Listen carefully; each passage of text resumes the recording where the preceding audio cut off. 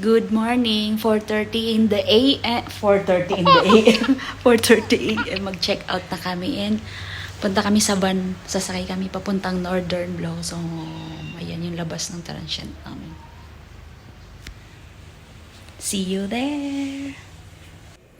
4 AM to guys at nanginginig yung kalamnan namin sa sobrang ginaw. 4:30, umalis na yung van na sinasakyan namin galing doon sa My Good Taste papunta sa Northern Blossom. Sa daan pa lang guys, mamamangha na kayo sa makikita nyong view at masasabi ko talaga na hindi ko pinagsisisihan yung travel ko dito sa Northern Blossom kahit nakakatakot yung mga bangin kasi napakaganda naman talaga ng view. May dalawang option pala ng transpo dito guys para makarating kayo sa Northern Blossom. Merong bus na 150 yung pamasahe and dito sa van na sinakyan namin ay 200 pesos yung pamasahe. Sa van, umabot ng 1.5 hour and sa bus 2 hours naman siya.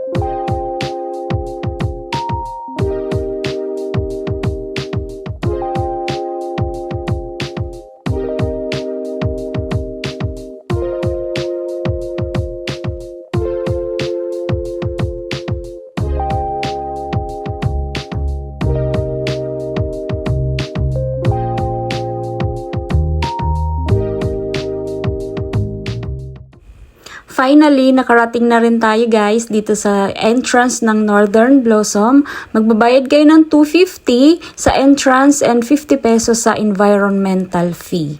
After nyo po dyan, may orientation bago kayo pumasok. And then, bibigyan kayo nitong stub na to. Huwag nyo pong itatapon kasi may free coffee po yan sa exit. Nandito na kami pala guys sa Northern Blossom. Super ganda para sa mga pictures and Instagrammable na view. Yan o.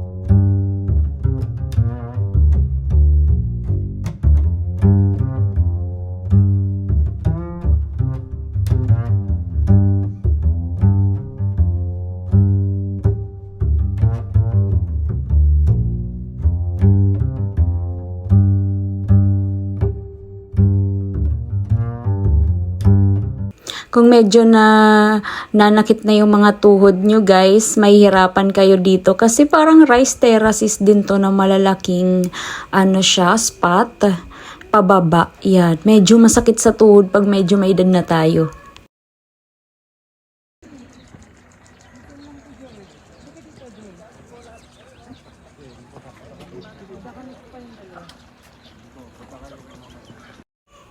Familiar ba kayo sa lugar na to guys? Dito nag-shooting yung Can't Buy Me Love. Ayan, napakaswerte ko at na-experience kong pumunta dito sa lugar na to. And nakapag-video ako dito. Dalawa yung hotspot dito pero ito yung best view talaga.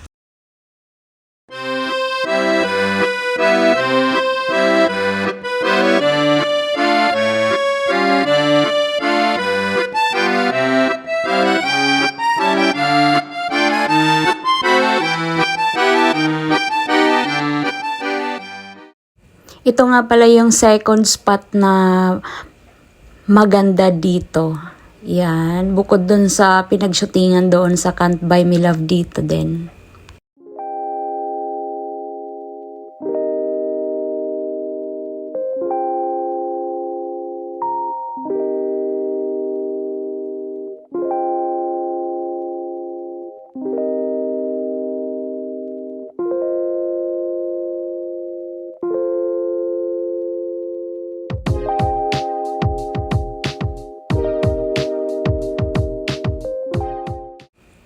Nandito na kami sa exit guys. I-claim na namin yung free coffee and may buns sila na dalawang free. May mga souvenir din dito and nakabili ako ng cup.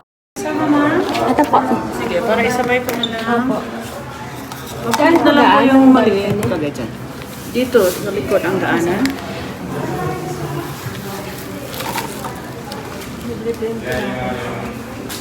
Ay, second coffee area, pwede kayong mag-refill doon. Ah, talaga po? May kape doon. Marami na po bang tao sa taas? Wala yata. Dito lang kasi. Free coffee. Chin! Ang view namin. Di ako.